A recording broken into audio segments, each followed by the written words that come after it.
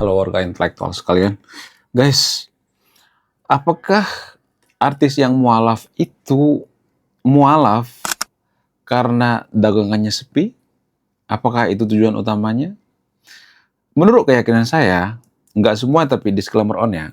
Sebagian artis itu, saya tidak menyebut namanya ya, sebagian artis itu menurut keyakinan saya ada yang mualaf karena dagangannya sepi, biar dagangannya laris. Nah, yang jadi pertanyaan, apakah ini ada korelasinya atau tidak? Apakah ini ada hubungannya atau tidak?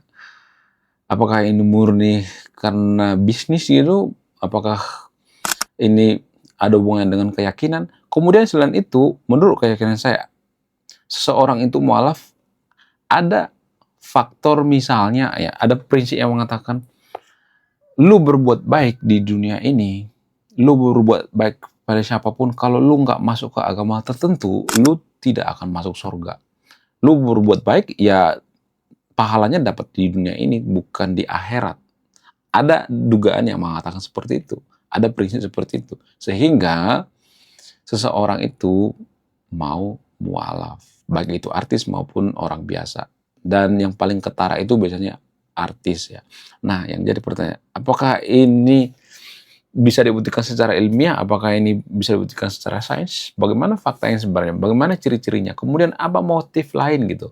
Jadi guys, setelah saya riset, saya menemukan suatu hal yang tidak terduga dan ini tidak sesimpel yang kita pikirkan. Ini lebih rumit daripada yang kita bayangkan. Apa itu guys? Jadi ternyata menurut keyakinan saya, ada sebagian artis, nggak semuanya tapi disclaimer on ya, sebagian artis, oknum artis, walaupun jumlahnya ratusan orang gitu ya. Jadi menurut keyakinan saya, mereka tuh mualaf karena mereka melihat pasar yang luas.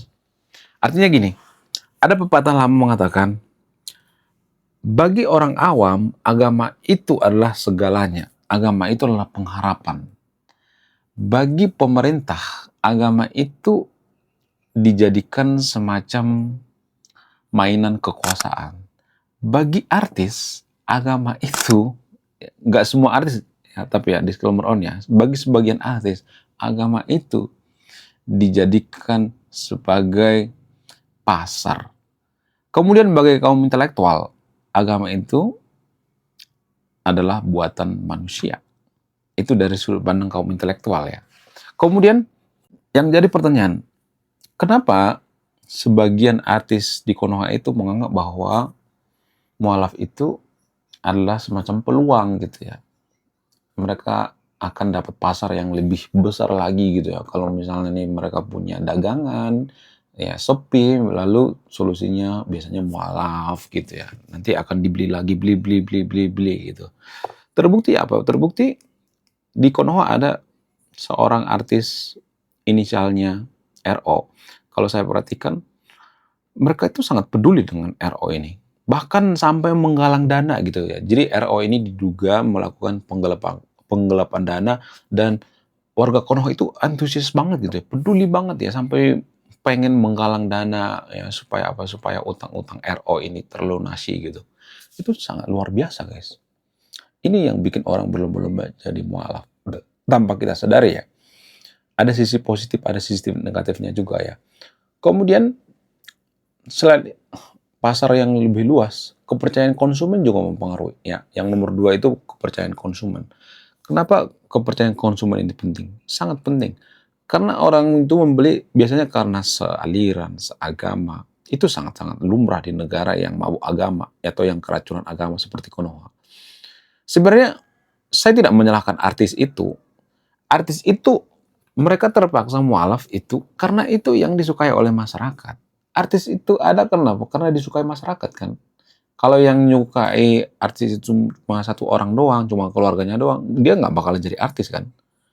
Harus ada banyak orang, minimal jutaan orang pengikutnya kan. Ya nggak sih?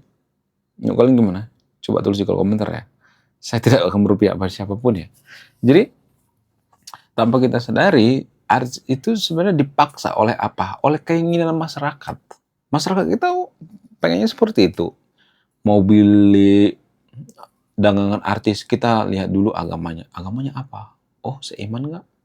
Aman nggak gitu? Jangan-jangan dia kafir gitu. Di Konoha kan ada banyak orang yang berpikir seperti itu. Itulah sebenarnya yang dimanfaatkan oleh artis. Jadi sebenarnya yang bodoh itu artis apa masyarakat? Ya masyarakat yang bodoh. Masyarakat kita yang bodoh. Kenapa masyarakat kita bodoh? Ya karena tidak mau belajar ya. Karena mereka tidak mau nonton channel kaum intelektual gitu ya. Mereka cuma nonton gosip ya, nonton tentang keributan-keributan, nonton joget-joget nggak jelas gitu ya. Mereka tidak pernah mau belajar edukasi dan sebagainya. Mereka cuma nyari hiburan di media sosial gitu. Mereka tidak pernah memperbaiki diri sendiri gitu. Nggak semua warga Konoha seperti itu, tapi pada faktanya seperti itu ya. Karena kepercayaan konsumen itu sangat penting guys. Kalau kita sudah pindah agama, maka dagangan kita tuh bisa tambah rame gitu ya. Tambah banyak pelanggannya. Itu tidak bisa dipungkiri. Itu keniscayaan guys, tanpa kita sadari. Kemudian selain itu apalagi yang mempengaruhi? Karena karpet merah ya. Jadi karpet merah itu sangat-sangat enak guys. Kekuasaan itu enak, karpet merah itu enak. Kalau kita pindah agama itu kita akan dielukan gitu ya, dikasih karpet merah. Kemudian dikasih posisi yang bagus ya. Kemudian kita dianggap orang yang spesial. Oh, pokoknya enak banget, nikmat banget gitu ya. Dipuja-puji gitu. Tujuannya apa? Tujuannya supaya kita menjelekkan agama kita sebelumnya. Ya, apalagi kalau bukan itu ya kan. Makanya di Konoha itu kalau saya perhatikan, baik yang mualaf maupun yang murtad, nggak semua tapi disclaimer on-nya. Ya, polanya sama gitu ya. Saya tuh lebih jangan ditiru ya, mohon maaf ya. Saya tuh lebih pengen sebenarnya seseorang itu mualaf atau murtad itu secara diam-diam, itu lebih murni. Kalau digembor-gemborkan, kalau diumumkan, itu ada udang di balik batu. Tapi kalau diam-diam, itu serius, itu dari hati yang paling dalam kalau diam-diam. Ngapain juga kita pindah agama, kita mengikrarkan ke seluruh dunia. Ya, kita mengatakan ke seluruh dunia. Ya, halo dunia, saya mualaf nih ya, mualaf nih, tolong kasih ini dong, pujian dong. Masa kita harus seperti itu? Ya, jadi itu namanya kegiatan orang-orang yang tidak berpendidikan, orang-orang yang tidak punya kerjaan gitu ya. Hanya di negara yang mau agama yang berlaku hal-hal seperti ini. Ya karena masyarakat kita itu rata-rata mabuk agama. Kenapa masyarakat itu mabuk agama? Apa alasannya? Ada banyak faktor ya. Banyak banget faktornya. Pertama, stunting. Jadi negara-negara yang mabuk agama itu biasanya stunting. IQ itu mempengaruhi seseorang mabuk agama, guys. Kenapa saya mengatakan seperti itu? Kalau IQ-nya tinggi, mereka biasanya akan lebih suka konten edukasi. Biasanya ya, seperti itu. Kenapa? Karena mereka bisa melihat sesuatu hal yang fake gitu ya. Kalau misalnya ada artis pura-pura mualaf, mereka akan melihat itu suatu hal yang fake. Apa di balik semua ini? Mereka berpikir seperti itu. Orang yang IQ-nya tinggi seperti itu. Ya kita harus mengakui bahwa Konoha itu IQ-nya di bawah rata-rata kan. Dulu tahun 90-an IQ Konoha itu masih bolehlah tahun 80-an seratusan gitu ya atau 90 ke atas. Sekarang makin nyungsep kan. Nyungsep. Akhirnya berapa? 80-an gitu ya, 70-an. Makin nyungsep akhirnya. 78 jadinya, mentoknya 78. Nggak bisa ditawar-tawar lagi. Kenapa? Karena faktor daripada IQ gitu. Kemudian faktor daripada gizi buruk ya. Makanya saya juga sepakat dengan MBG, walaupun MBG itu banyak dikorupsi ya. Banyak juga dagingnya dikorupsi gitu ya. Tidak hanya duitnya yang dikorupsi, semuanya dikorupsi. IQ itu mempengaruhi guys. Nutrisi itu mempengaruhi otak manusia. Kemudian ada banyak hal ya. Genetik juga mempengaruhi. Kemudian kebiasaan. Jadi otak manusia itu seperti olahraga guys. Kalau kita menguji otak kita terus memacu seperti nge-gym gitu ya. Six pack gitu. Otak manusia itu ada six pack-nya guys. Ya, otak manusia itu harus dilatih berlogika gitu. Warga Konoha kan paling nggak suka dengan hal-hal yang berbau logika. Ya, langsung menguap ya kalau bahas sesuatu hal yang berbau logika. Warga Konoha itu tertarik dengan agama seseorang, apalagi agama artis dan sebagainya. Jadi stoplah gitu ya keracunan agama, biar kita tidak dieksploitasi. Kita tuh sebenarnya dieksploitasi, guys.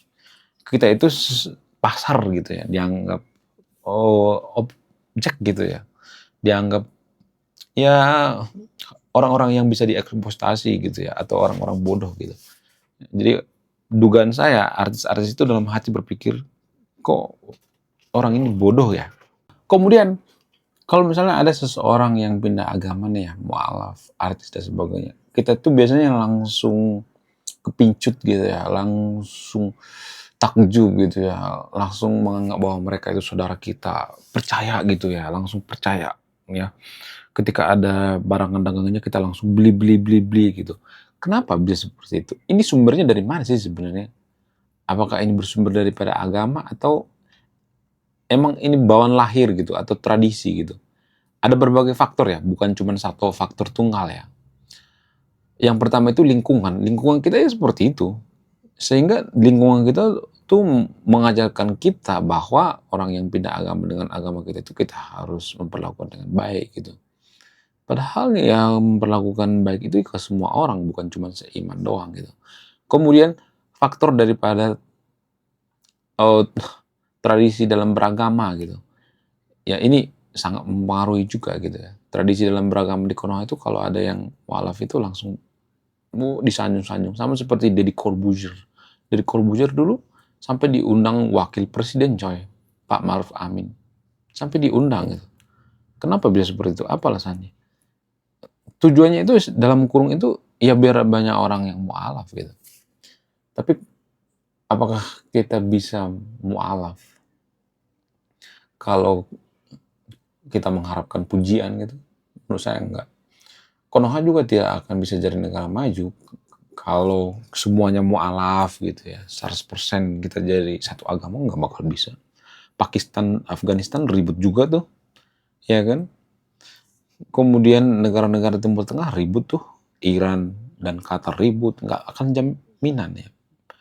Jangankan satu agama, beda aliran aja, ribut gontok-gontokan, nggak bakal selesai. Perbedaan itu nggak bakal selesai, guys. Jadi jangan terlalu bernafsu ya, mengatakan bahwa yang berbeda agama itu sesat atau salah. Ya, kemudian selain itu dipengaruhi oleh agama itu sendiri.